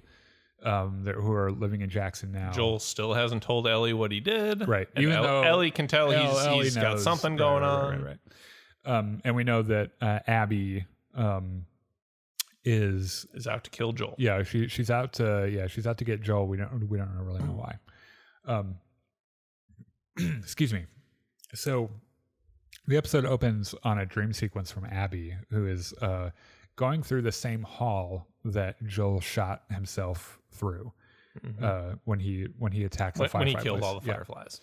And there's another version of her kind of like waiting there. Yep, stand there like, don't go in there. Yeah, she's trying to convince herself. You don't want to go in there. But you're going to see some brains on the floor. Yeah. It's really fucking gross. This is actually really heart-wrenching the way she says it. Her younger self looks at her and says, his brains are on the floor. And that version of Abby refuses to believe it. And because the version of Abby that's walking down the hallway is like the 19-year-old version of Abby, and then the one trying to tell her not to go in there is like present day older Abby. And she goes into the room. We don't see what she sees, but she wakes up. Yeah. So she wakes up from her dream. So they're taking shelter in a lodge. Yep, that overlooks Jackson. Yeah, it's not too far from Jackson. And it's daylight now, which it wasn't, previously. So she gets up there and sees Jackson, and she's like, shit, it's an entire fucking city inside a fortress. Yeah, this is way worse than we thought. Yeah, it's not just we a thought tent it'd just town, be a fucking tent city with some generators. Right. Like they have power lines and like these great 20-foot tall walls with like 4 locking gates. Yeah, like overlapping. How the fuck are we? Like they have dogs. How are we going to get in there? Yeah, they have overlapping patrols, which means they have veterans down there. They're training their soldiers or whatever, and they mention that the Chekhov's dogs, which end up being the heroes of this episode, which I was very, very happy about. Abby mentions as an idea capturing a patrol and interrogating them, and the rest of the group is like, what are we gonna do with them after? Yeah, and she's like, kill them, and she's like, no, Abby, no, Abby, no. We signed up to kill one dude. Yeah, we're killing. We're one not guy killing anyone else. Yeah. So. Ellie wakes up to a pounding on the door from Jesse, who is there to get her up early for patrol. And well, first he's like, "See, you had a really fucking exciting night, didn't you?" And she's like, "Shit, I didn't mean to kiss Dina. She was just Dina there. Kissed me. She kissed me." And he's Jesse's like, "Yeah, I didn't know she did that." Yeah, like, oh fuck. And Jesse's like, "I'm just fucking." Yeah, with you. I don't care. I don't give a shit about you and Dina. What the fuck ever. And Ellie's like, "You're the fucking worst. Get out of my house." So Ellie talks to Jesse about, because they're on their way to patrol. She talks to Jesse about her baggage with Joel, and she's like, "Look, it has been really bad at times, but we're always going to be Ellie and Joel. Like nothing's ever going to change that." And I think what we're going to find out in an episode down the road. So at the end of the first episode, Ellie comes home. Joel is on the porch, and she just walks past him. But she doesn't, though. And in the game, they talk. Yeah, they have this conversation. Yeah, they have elided that scene for the moment. Yeah, so I think we're going to see this conversation, and I think that there was. I think they kind of reconciled a little bit, and to the point to where Ellie's like, I actually want to go on patrol with Joel, and Jesse's like, well, bad news. Yeah. Joel went out earlier with Dina. Yeah, and it's not because he loves Dina more than you. He just wanted you to sleep in because he knew you had a hard night. So Jesse, a long night, not necessarily a hard night. So Jesse mentions that he's like, okay, so the whole town's on alert because they found some frozen infected being used as insulation by other infected. And we don't know what they're up to or how many there are. Also, somebody, and I'm not pointing any fingers here, but somebody told the high muckety mucks this really fanciful story about an infected that could think. Yeah, and she's like, fuck you, that was real. I saw it. He's like, I'm not naming any names here, but... Yeah. So Tommy, Joel's brother, runs through the emergency procedures with the town. And Chekhov's emergency procedures. Yeah. So the kids and the elderly go down in the basement, lock the door, don't come out until you get the all clear. Right. So the basements have been specially fortified to withstand an attack from infected. And everyone all the who other can shoot a gun either gets up on the wall or gets up on top of the houses and shit. All the able bodies to the roof. And if there's a breach, stay the fuck off Main Street. Yes. Very important. You do not want to be on Main Street. Right. So Seth apologizes to Ellie Ellie is not having any of this, by the way. This is exactly how it is in the game. She's only there because Mrs. Tommy dragged her up and is like, you're going to stand here while he apologizes. Yeah. Which, by the way, his apology is very genuine and is a good apology. I think he's trying. Yeah, because it wasn't just I'm sorry. I'm sorry if you were offended. Right. He's said, like, genuinely, I shouldn't have said that. Yeah, and I should not have thought it. I shouldn't have thought it. I'm sorry. Yeah. And Ellie's like, okay, whatever. Fuck you, and walks away. Yeah. Water off a duck's ass. And he's like, I made you these steak sandwiches. And she's like, oh, I'll take those. Well, actually, she walks away without the sandwiches. And Maria grabs Jesse. Jesse, right. So back at the lodge, Abby is taking a watch in the cold. Yep. And she's out freezing her tits off. She walks out and like one of the guys is like, don't worry, I'm working on a plan. We're going to work this out. She walks out. What does he say? I have the beginning of a plan or something. And everyone else looks at him and is like, you don't actually have a plan, do you? It's like, I do have a plan. I do have a plan. The plan is we convince her to leave before we all get killed. The plan is we tell Abby she's being fucking crazy and we all go back home to Seattle where it's much warmer than it is here. And they're like, that's not a bad plan. That is a good plan. Except that Abby is in fact insane. And so that's never going to work. So she goes on watch and she sees a pair of horses on patrol with people on them, obviously. Yep. And she's like, ooh, I'm going to follow those guys. Yep. So she starts following, skittering down the mountain. By skittering, you mean a barely controlled slide down the mountain. She's not doing too well. Yeah. So a thing that's happening that's kind of like it's adding some anxiety to everything that's happening is that the weather is getting worse. Yes. There is a big blizzard. Like Jesse and Ellie see it as they're coming out, and Ellie's like, "Should we be worried about that?" And Jesse's like, "Nah, it'll stay up in the mountains. We're fine." Turns out it's not staying in the mountains. No, it's coming straight for Jackson. Turns out that after the zombie apocalypse, one of the things you really miss are meteorologists. Right. So they call back all patrols, but Ellie and Jesse are too far away. Yep. So Jesse's like, I know a place. It's Eugene's 7-Eleven Weedporium. And so they find this. They stuff the horses into a garage. Yep. And then head inside. And Ellie's like, "What the fuck is this?" Yes. By the way, I like how when they put the horses in the garage, and this one horse, and they're like real horses, like sees a stack of hay and is like, "Oh fuck yeah!" Like he starts eating it. Yeah. Chomping. So they find Eugene, who was married to Katie O'Hara's character from the first episode before Joel sent him to the Backstreet Boys reunion tour. Right. Was whole growing dispensary. A ton of pot inside this abandoned 7-Eleven. Right. So the show is setting up a little bit of a mystery about Eugene. Now, just like Frank and the other one, Bill and Frank. Most of what you learn in the first game about them is through like letters that you find. And it is similar about Eugene in the second game where they're changing his character a little bit. In the game, he dies of natural causes. And they're kind of setting up this mystery about Eugene. And we know that Eugene is going to be in future episodes. He's played by the same guy that plays Cypher in The Matrix. Oh, okay. And he's a former Firefly. Yeah, former Firefly. Which they develop his character a little bit. He and Tommy served in the Fireflies together, and it was like, look, I'm tired of murdering people, so I'm going to stop doing that. And then they talk a little bit about Eugene's end, and Jesse pretty much is like, what are you going to do? Like, he couldn't be saved, which means to me that he got bit. Yeah. And then had to be shot. So Abby stumbles into an infected nest, and this is so fucking cool. There's this frozen clicker that's sticking out of the fucking snow, and it starts to like twist in place, and it's so like creepy and weird. She's like, oh fuck. Yeah, she's like, oh, I'm gonna step away very slowly. Delicately try to leave. So infected just start popping out of the snow like fucking daisies, and then she fucking turns and runs. Books ass. Yeah. So Abby, who is now being chased by an entire like horde of infected, gets to the copper mine where Joel and Dina were doing their patrol.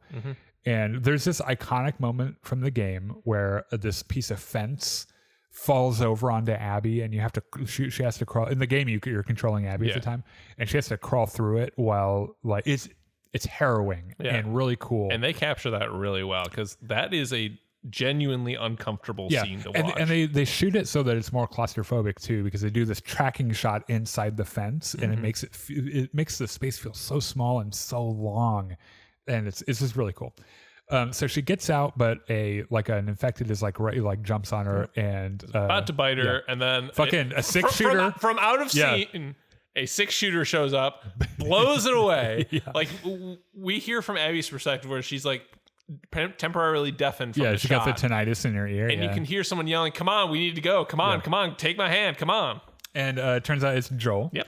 And so he saves her, and they run into the building, right? And they get into the building, and Abby hears Dina refer to Joel. Yeah. Like, Joel, what are we gonna do? And Joel, hey girl, who we don't know yet. This is Joel, my friend. Yeah. Hey Joel, what are we going to do? By the way, and I don't know if I've mentioned this, his first name is Joel.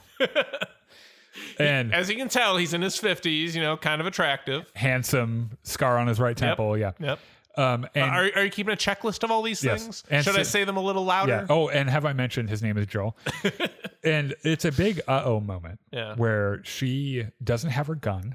And then she sees that Joel has a gun. Yeah, Abby has this moment where, like, you can see she's sort of calculating all She's like, this. maybe I can kill the motherfucker right now. Maybe I can kill him, but also there's like a billion zombies out there. Right. Maybe I shouldn't. Yeah. So she starts to mention... She starts to play the part. They're like, okay, we need to get out of here, but there's a blizzard out there, but we can't stay here. And Abby's like, the lodge. Like, my friends are just up the hill. We just need to ride up and get to that. We've got guns, and we can we can help fight. Back at the 7-Eleven Weedporium, Ellie finds a bong gas mask. Which she looks at. She's like, I am so taking this. She looks at Jesse and just stuffs it in her bag. She's like, I'm keeping this. So in Jackson, that water main from the first episode with the cordyceps is disturbed by a worker, which means that because he sees the mushroom doing his little thing, and he's like, oh, Tommy! Yeah, somebody go get Tommy. Because we know that the way that cordyceps works in the show, in the game, they do lots of spores, which I think based on the trailer, they're doing spores as well, but they didn't do spores in the first season. But a big way of how they communicate is like they can have tendrils miles away that you touch, and it communicates with everything, right? Yeah. And so he knows, like, all the infected in the area are going to know that there's something there that's worth coming to check out. Yeah. There is this brilliant moment where this giant horde is chasing Abby and Joel and Dina, and then there's another horde running down the mountain toward Jackson. And then the one horde gets diverted. Turns and U-turns the other way. And both of the hordes merge, and they're all running toward Jackson. Straight to Jackson. Yeah. This lone watchman looks out with his binoculars, and he sees the approaching horde. It's fucking Return of the Jedi when the rebel guy in the trench is looking out with those binoculars, and he sees the one walker foot. Oh, yeah, sure. Pans up and sees the walker, and then sees all the other walkers. Yeah, that's Empire Strikes Back. But yeah, that's what I said. You said Return of the Jedi. It's fine. Okay. It doesn't matter. So they've obviously drilled for this. Everyone knows what to do. So they ring the bells, and all the kids and elderly go in the basement. And everyone else gets their guns. I love how Tommy gets up on the wall with his gun. Everyone's real nervous about what's happening. Everyone's kind of freaking themselves out. And Tommy screams Jackson Hole.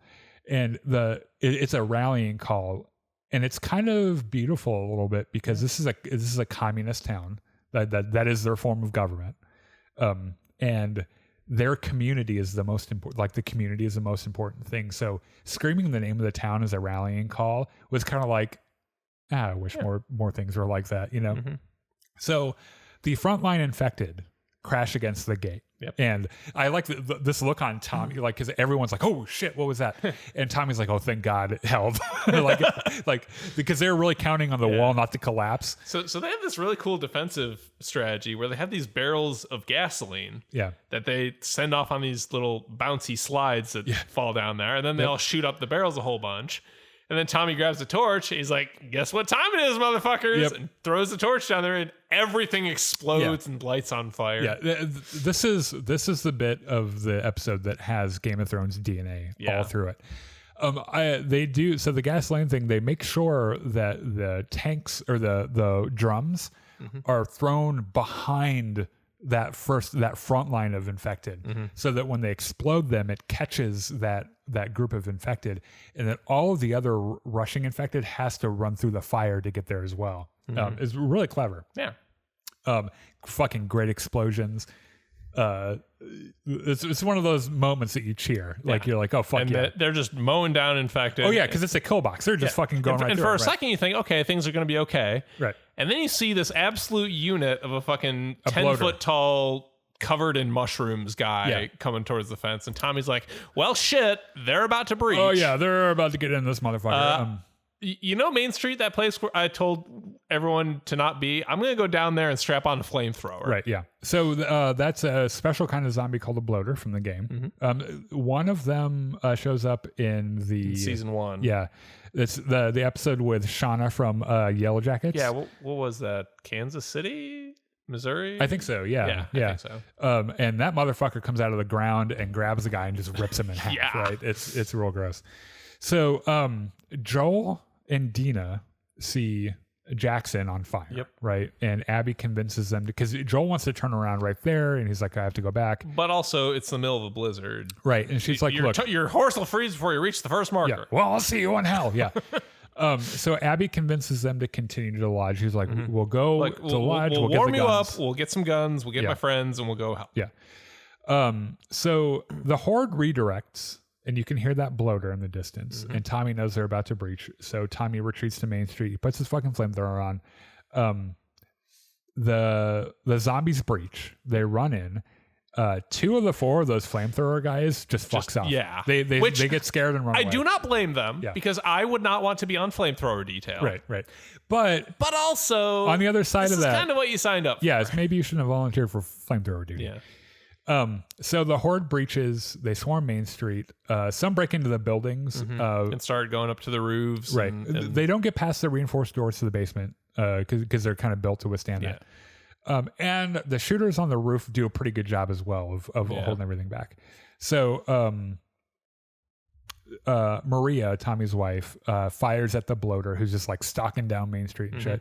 Gets his attention, and the bloater's like, "I'm gonna go get that motherfucker right now." Tommy's like, "Oh no, you don't." No, he's like, "That's my lady." No. And so he distracts him. Starts and yelling, he shoots runs his away. handgun at him, and so the bloater's like, "Oh fuck it, I'll tear that guy apart." Yeah. And so Tommy runs into an alley, and then realizes that the alley is there's all no blocked way off. out. Right. Okay. I have this flamethrower strapped to my back. How do you like fire, big Mr. Mushroom Man? Right. And they ramp the tension up really well because you know that he's got limited fuel for the flamethrower, and he runs out. And it ended up being that he had just enough fuel to kill this bloater. Yeah. So right before he's about to swipe at him, he just like, you know what, fuck it, I'm gonna die. Yeah. So he like looks down and realizes he's pissed his pants, and he's like, all right, and he takes his gun out. You know, at least I'm alive. Yeah. So Maria fucking runs to the dog kennel and releases the dogs. Releases the hounds. These dogs are not here to fuck around. And this is what is terrifying about dogs in capacities like this, because if you've ever seen police dogs do work like this, it is just like this, where they leap with such ferocity that your center of gravity is thrown off and you just get taken right down to the ground, and they do not stop biting your neck until you stop moving. It's insane. We think of dogs as these like friendly, cuddly creatures, and they are. They're very furry and lovable. They are also not that very far removed from being wolves. Yeah, they're predators, and they are very good. And I mean, you have 2 dogs who kill any small mammal that wanders into your yard. They are yard. very good at killing things. Yeah. They are built for it. Like that's what they do. That is what they do. And these dogs are the same. And I love that they don't show any of them dying, which is really great. I think we find out in the game that dogs can get bitten by the infected, and they can they can carry the cordyceps, but it doesn't turn them into zombies. So they just become carriers or whatever.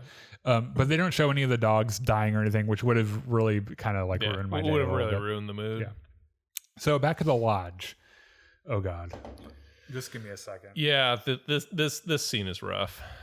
This happens in the game, by the way. It's in the first 10th of the game, and what we're about to talk about sent such a shockwave through all the fans of the game that I think no one really knew how to digest it.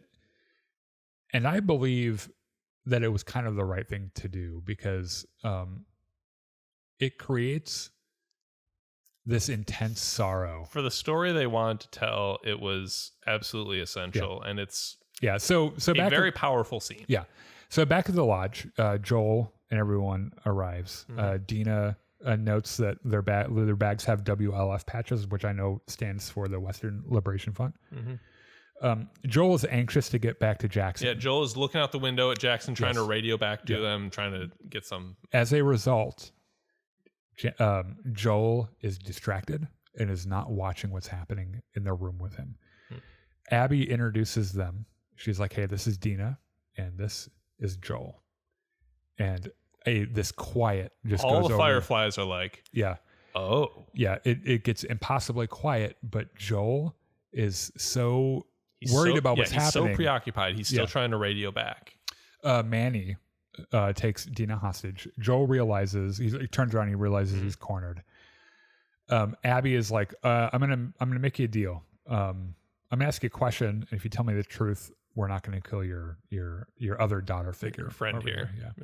When's the last time you saw the fireflies? And you can tell Joel. Like, I don't think Joel would have lied about it anyway, but he's starting to put together a little bit what's happening, and he's like, "Yeah, the last time I saw fireflies was in Salt Lake when I killed a bunch of them." And they give Dina some, I think it's propofol, to knock her out for an hour, and then Abby turns around with a fucking shotgun and blasts Joel right in the leg. Not just knocks him right the fuck over. And she monologues a lot. Yeah, she spends like 4 or 5 minutes telling Joel, "Yeah, so that doctor you sent to the Backstreet Boys reunion tour, that was my dad. Yeah, not cool, by the way. Yeah, that really made me upset. That really grinded my gears. Yeah, and as a result, I'm going to grind your gears. Yeah, and I like how." Like, she takes another breath for the next part of her monologue, and Joel just goes, "Would you shut the fuck up and do what you brought me here to do?" And this really triggers Abby. In the corner of the room, she sees this bag of golf clubs. Yeah. She just selects the 9-iron and says, "You don't get to choose what's happening here. You don't get to rush this." Yeah. And she starts beating him with that golf club. Ellie arrives at the lodge. Which, by the way, we forgot to mention. So Ellie and Jesse have been riding out. They heard on the radio that Joel and Dina hadn't checked in. So they see the tracks and follow it up the hill to the lodge. Right. So she walks in on Abby beating Joel, and she tries to shoot her immediately. Yeah. I mean, gun out. She's like ready to shoot her. The other fireflies are able to restrain her, but not before she cuts Manny right across the fucking face with her pocket knife.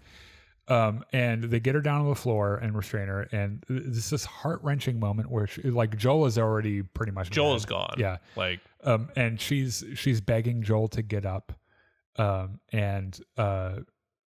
During, you can tell Abby has been working on him for a while because she is exhausted, but still punching him. Yeah. And he's just barely he is conscious and desperately wishes he was not. Yeah.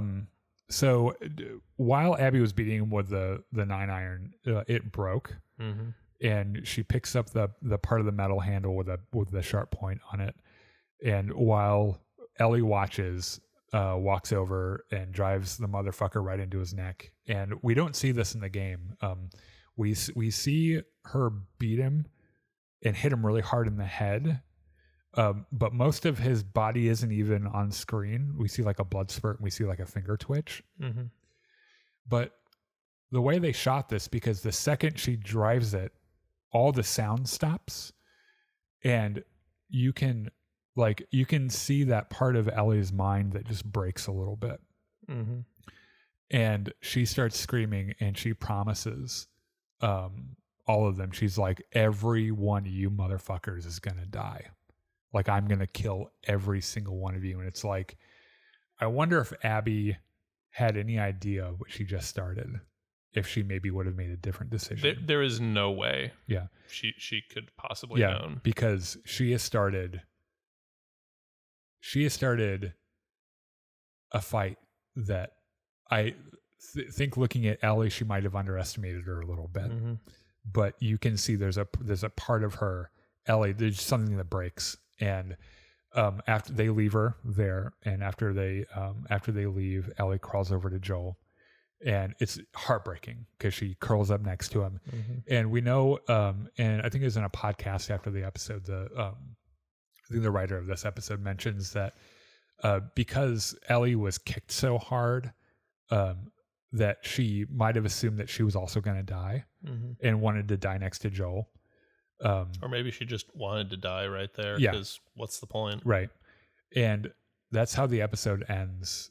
And well, actually, we see like a montage of other shots, including like Jesse and Dina and Ellie riding back to town. Oh, with his body. Yeah. There's one shot in this closing montage that really sticks with me, which is there's two people up on the wall. One guy is like sitting down, leaning against something. Right. And he just rolls up his sleeve and shows this bite mark, and then just hands over his pistol to the other guy. Yeah. And you don't, like, the camera pans past it before you see the shot go off. Yeah. But like, that just really drives home the reality of this world. Yeah. It's pretty bleak. And we know from trailers, they kind of, they deal a little bit with the fallout from the battle. And then there's going to be a pretty significant time jump. Coming up here pretty quick, I think, in the next episode. Mm-hmm. I think it ends up being like 4 or 5 years that they skip, or at least a couple of years. So, it's one of those episodes, and I knew it was coming because I've seen playthroughs of the game, mm-hmm. and they made it even more visceral in the show than it was in the game, and it's one of those decisions that when they were making the second game, they really made a swing, because Joel was a fan favorite, but there's something about when you commit to something like this. I mean, you feel real grief about it, because you've kind of like, we spent all this time with this character, right? You've fallen in love with him, and he's so likable, and Pedro Pascal is just, he played him so well. And I think it's one of the reasons that, like, there are a lot of people that were upset about what happened in the game. And I think the reason why is because they didn't know how to face their grief over their favorite character dying. And I think that in itself is some really beautiful storytelling. And I wish people would realize that those feelings they're feeling, that's what the intention was. You're supposed to feel this immense grief for the death of this character. Yeah, the whole scene with Joel, I haven't seen it in the game, so I don't know how it played out there, but I felt like it was about as tasteful as you can do a brutal revenge killing like that. Oh, sure. It wasn't gratuitous. It wasn't a Saw movie or anything like that, but it was also brutal and visceral, and the fact that Ellie had to watch. Yeah.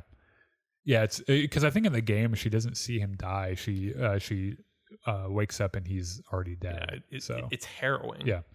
So, man, it's one of those episodes. And let me tell you, if you're a fan of the game and you've played it or you've seen it, you know that this starts this violent exchange of terrible things that these girls do to one another to get their revenge, and it just spirals out of control.